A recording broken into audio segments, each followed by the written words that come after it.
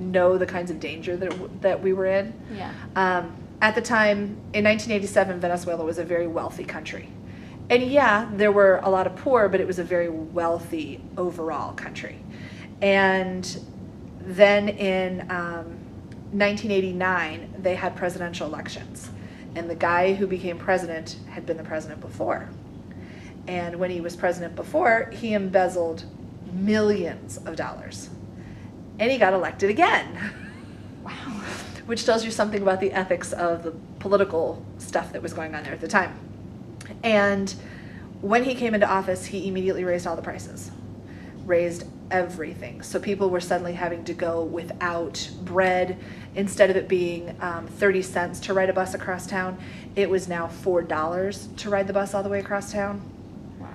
And when that happens, the country just went nuts. Literally, we ended up in riots. As an American, we were in danger because we were American and because we were wealthy. Yeah. I have friends who were stopped.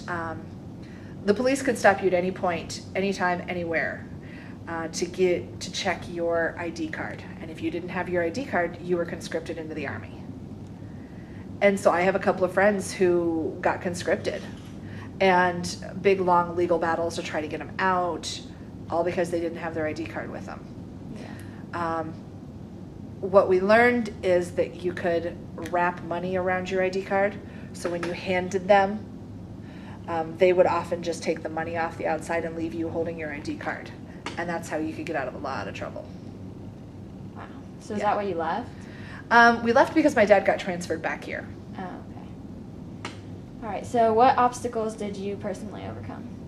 The language was huge.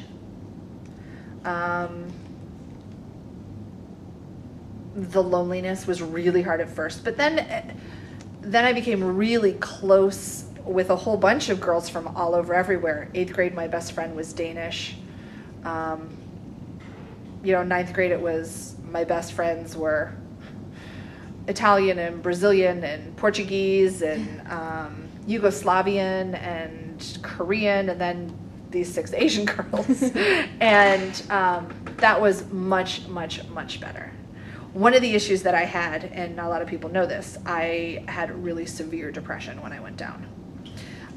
To the point I was suicidal in 6th grade. And I didn't tell anybody. And that was extremely hard, to be going through the depression and not have help. At the same time, it's probably the best thing that ever happened to me, because I didn't have to deal with the things that had not caused the depression, but had pushed the depression farther. I didn't have to deal with that. I was able to walk away from all those things. Yeah. All of the mean girl stuff that happens in middle school, I didn't deal with that. Yeah. Which is kind of nice.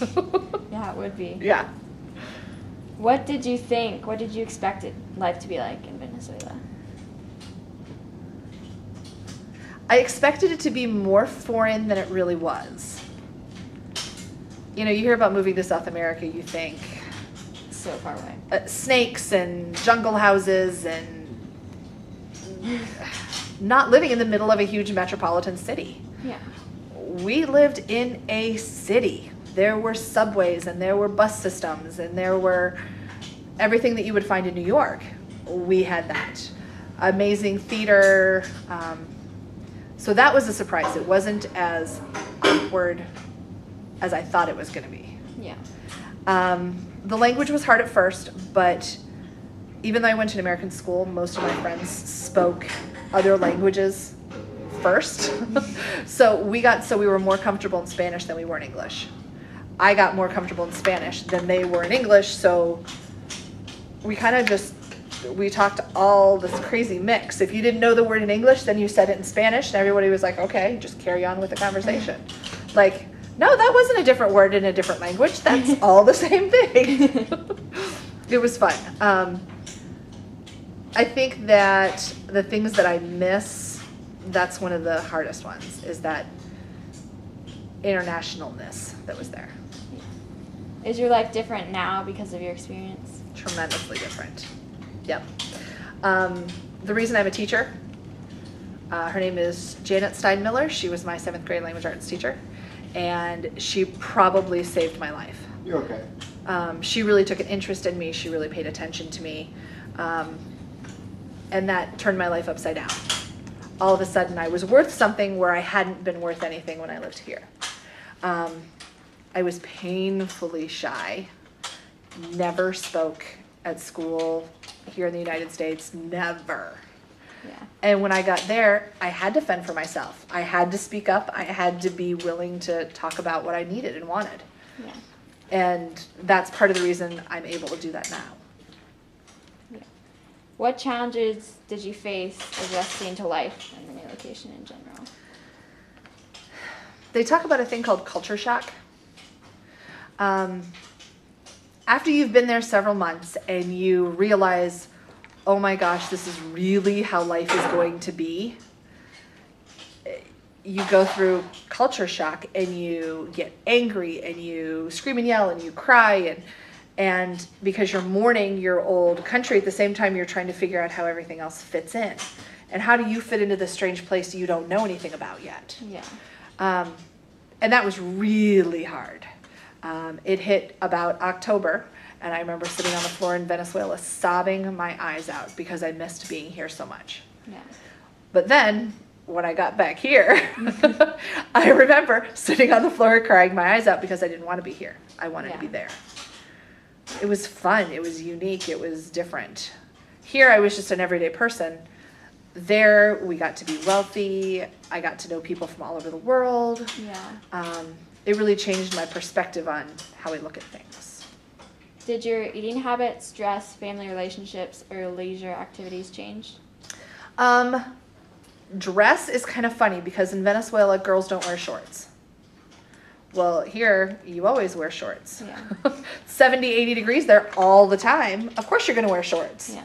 And we had to be careful. When I went out to the malls, when I went anywhere, I had either had to wear a skirt or I wore jeans. Unless we were going to the country club, in which case we wore shorts. Yeah. Or the beach. But even when we traveled to the beach, my mom would make us wear pants to travel. And then once we got to the hotel and we were on vacation, then we could wear shorts. The other thing is we had to wear school uniforms. Every kid in Venezuelan schools has to wear a uniform. You wear dark pants on the bottom or a dark skirt on the bottom. If you're in pre-kindergarten or kindergarten, you wear a red shirt. If you're in 1st through 6th grade, you wear a white shirt. If you're 7th, 8th, or 9th grade, you wear a light blue shirt. And then 10th, 11th, and 12th, you wear beige. And then you have your little school patch that attached to all of your shirts. So I got really tired of light blue shirts. I only started wearing light blue again like last year. Really and truly. Family relationships, I'm way closer to my parents, way closer to my sisters than I ever would have been otherwise. I don't think I hit all of them. What else? What else did I need to talk about? You kind of already talked about eating habits a bit, and then leisure activities. We spent a lot of time at the country club. Not to be at the country club, but there was a pool there. Yeah. And so we spent a lot of afternoons going to the pool. A lot of Saturdays playing tennis. I so cannot play tennis. But it didn't matter because you just went and you whacked at the ball and it was fun. Yeah. We spent a lot of time at the beach. And then, middle school stuff. Passing notes, giggling, like typical teenage girl stuff. And that didn't matter what nationality you were, everybody was doing that. So did you experience any type of discrimination in the new location?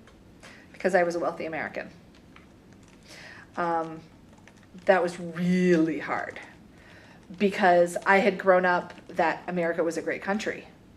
And the 3rd year I was there, President or Vice President Gore had been, I don't remember what his office was. He wasn't vice president then. I don't remember what he was. And he was campaigning against something, and the Venezuelans went nuts. And then the economy shifted, and that was blamed a lot on the United States. And while it was a democracy then, it's definitely less democracy now, but while it was a democracy then,